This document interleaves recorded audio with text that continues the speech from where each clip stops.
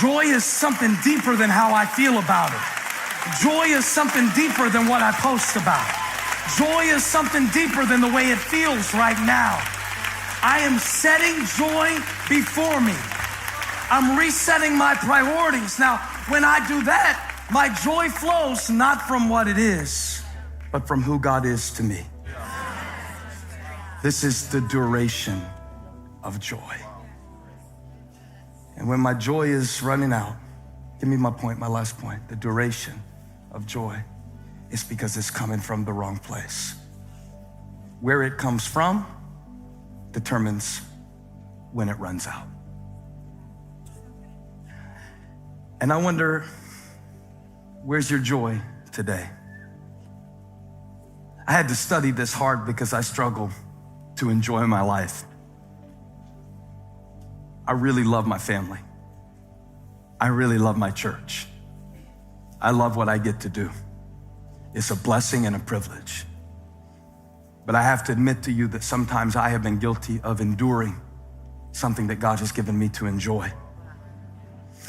And every time it happened, it was because of my priorities. Your priorities control your joy. You can try all you want to be happy, happy, happy, and the quick hit stuff, the quick fix stuff, it'll get you through the next few hours. But where it comes from determines when it runs out. There is a well that never runs dry. There is a joy, there is a deep, abiding sense of joy that is available to us that we have not been accessing. And what we're praying for more of, God is waiting for us to order our lives around. My joy is too important for me to leave it up to whether or not today goes well, or whether or not they speak to me, or whether or not it turns out well. It's too important. I can't afford, I'm getting older now. I'm not a 25-year-old anymore. I'm a distinguished 38-year-old full of wisdom, and I can't afford to just give my joy away just any time. I can't afford to have these backseat DJs just changing the temperature of my life. I can't afford to just let my emotions control my joy. So I want to pray for people today. Play something more interesting. That's boring. I want to pray for people today. It's just one chord. Pray for people today who have allowed your joy to be controlled by something other than the priority of God's presence in your life. And you want me to pray for you to experience a vital connection to God in the coming 6 days until we meet again. Please stand if you want me to pray for you about that. I've been allowing my joy to be connected to things that can't sustain me. There's so much more that I wanted to share with you, but I feel like I was able to present this word to you on a level that if you can just receive that much of it,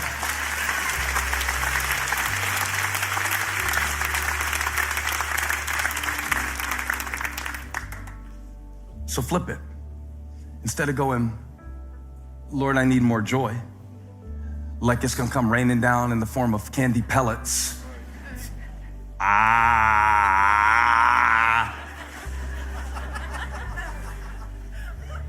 Instead of praying, God, give me the wisdom to, when things come in my life, to count it joy, to consider it joy, because I know that the testing of my faith produces patience.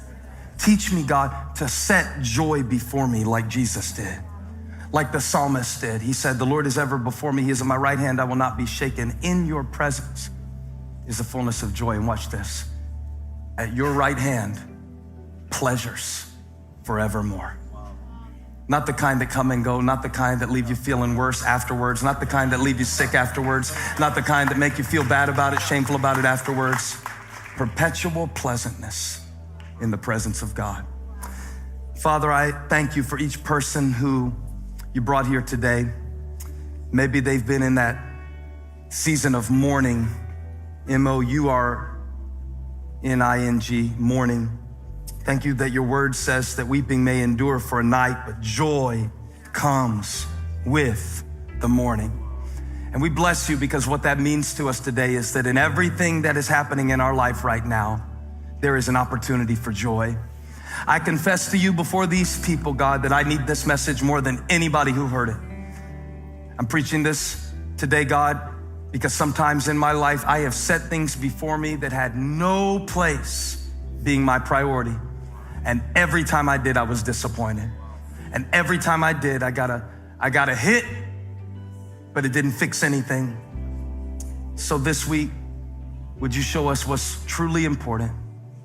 Would you help us to see our lives with the wisdom that only you provide? Help us to understand that joy does not come from better circumstances. Joy does not come from human acclaim. Joy comes from ordered priorities. We want to seek first your kingdom. We want to know what matters to you. And we thank you for it in Jesus' name.